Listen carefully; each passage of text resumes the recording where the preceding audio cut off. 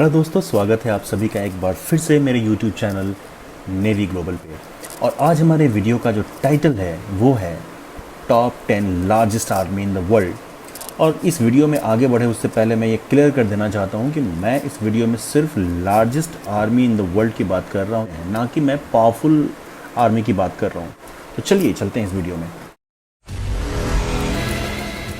इस लिस्ट में 10वें पायदान पर है सऊदी अरेबिया, जिसके आर्मी को हम रॉयल सऊदी आर्म फोर्स के नाम से भी जानते हैं।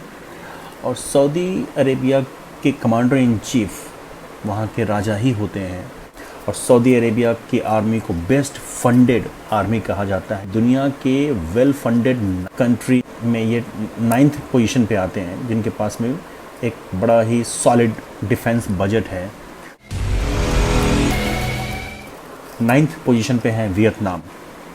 वियतनाम आर्मी की स्थापना 1944 में की गई थी। वियतनाम आर्मी की एक सबसे बड़ी खासियत ये है कि यहाँ पे हर मर्द को अनिवार्य रूप से 18 से 25 साल की आयु के बीच में वियतनाम आर्मी को ज्वाइन करना ही होता है। औरतों के लिए ये मैंडेटरी नहीं है, लेकिन वॉलंटरली वो भी वियतनाम के आर्मी को ज्वाइन कर सकते हैं। 8वें पायदान पे खड़ा है south Korea.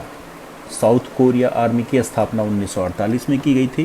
Republic of Korea arm forces या आरओके के नाम से इसको जानते हैं, जो दुनिया में लार्जेस्ट स्टैंडिंग आर्म्ड फोर्सेस में एक मानी जाती है। और साउथ कोरिया दुनिया के 10वें लार्जेस्ट मिलिट्री बजट वाले देशों की सूची में गिना जाता है। 7वें पायदान पे ईरान की आर्मी है। ईरान की आर्मी की स्थापना 1921 में की गई थी। ईरान की आर्मी मिडिल ईस्ट में सबसे बड़ी और सबसे एक्टिव आर्मी मानी जाती है। इसके commander in chief supreme leader होते हैं, जो आज के समय में अली खुमैनी वहाँ के सबसे बड़े लीडर, उनके पास में कमांडर इन चीफ की पोजीशन है। अगले पायदान पे पाकिस्तान की आर्मी है, जिसकी स्थापना 1947 में हुई थी। आर्मी मैन पावर की जब हम बात करते हैं तो पाकिस्तान की आर्मी 15वें पोजीशन पे खड़ी है। लेकिन पाकिस्तान देश के लिए उसकी आर्मी एक सरदर्द की तरह ही है, क्योंकि हमेशा ही वहाँ पे एक सिविल गवर्नमेंट को हटा के मार्शल लॉ लगा दिए जाते हैं। पाकिस्तान को आज़ाद हुए 73 साल हो गए हैं। 73 सालों में लगभग 33 साल वहाँ पे मिलिट्री रूल रहा है।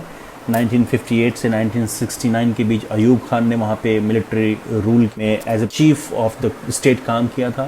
1969 टू 1971 याह्या खान ने वहाँ पे रूल किया था।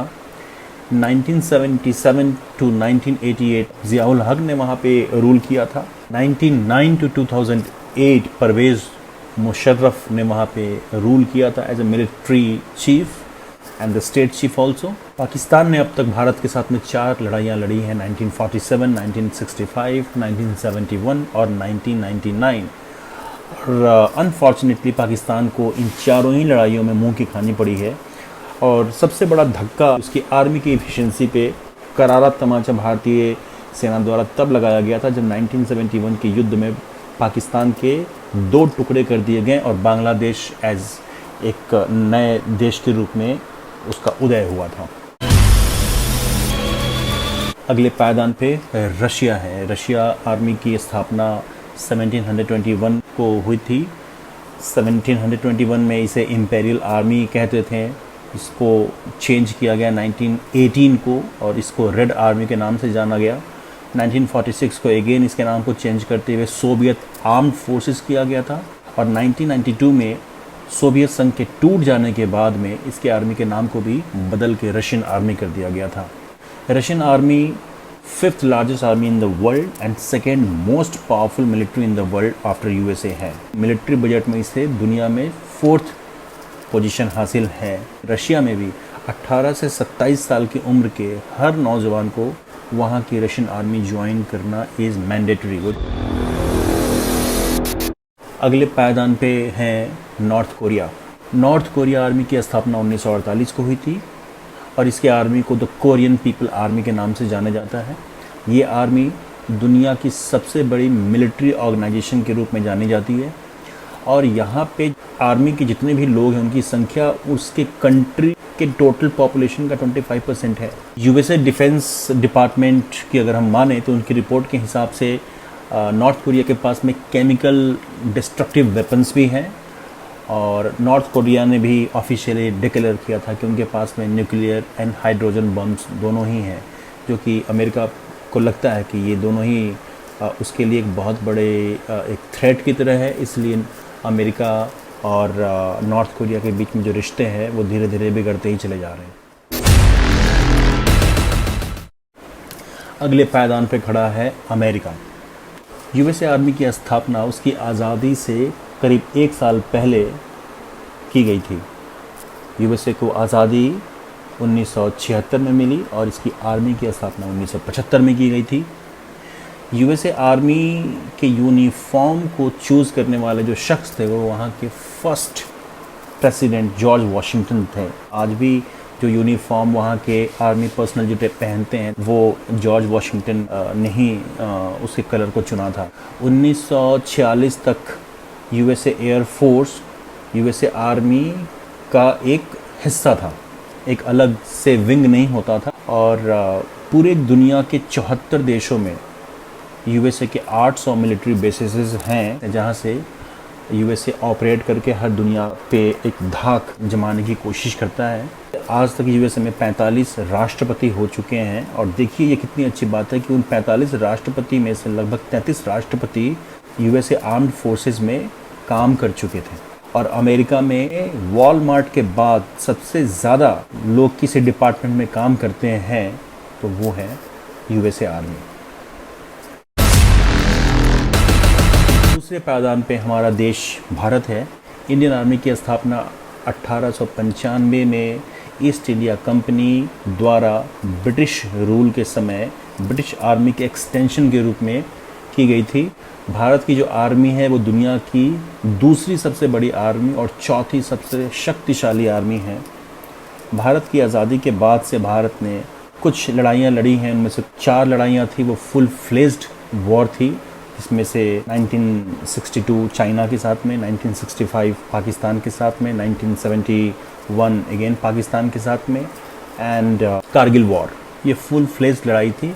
उसके अलावा भारत ने कुछ और लड़ाइयाँ लड़ी हैं, जैसे 1947 में आज़ादी के बाद कश्मीर को लेकर इंडिया पाकिस्तान में लड़ाई छिड़ गई थी।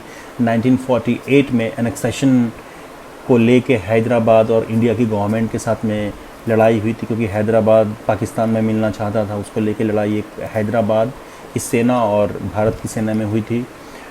1950 से 53 इंडिया के जो आर्मी पर्सनल थे उन्होंने कोरियन वॉर में एक असिस्टेंस प्रोवाइड कराई थी।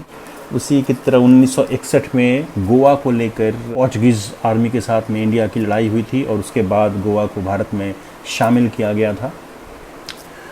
उसी तरीके से 1967 में इंडो चाइना फेस ऑफ हुआ था। सिक्किम बॉर्डर जो कि नाथुला है वहाँ पे फेस ऑफ हुआ था।